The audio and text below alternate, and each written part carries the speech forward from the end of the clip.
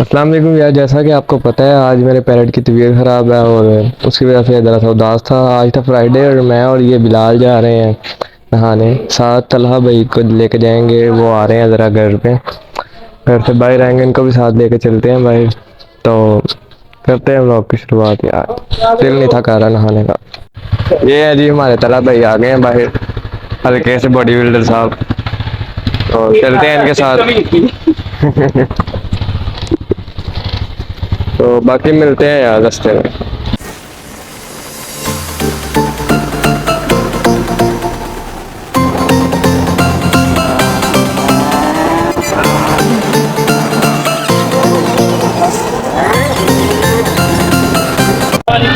अच्छा जी, हम पहुंच गए हैं ये स्विमिंग पूल में।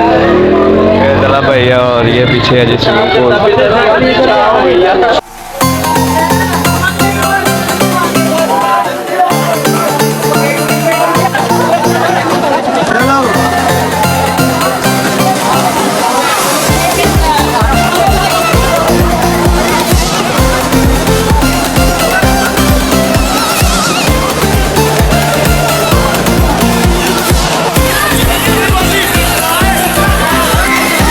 ये नहा के बाहर आ गए थे और बस हो गई थी। मैं और अब बिलाल जा रहे हैं। जो तला भाई थे वो वहीं से चले गए थे और अब हम जा रहे हैं घर की तरफ।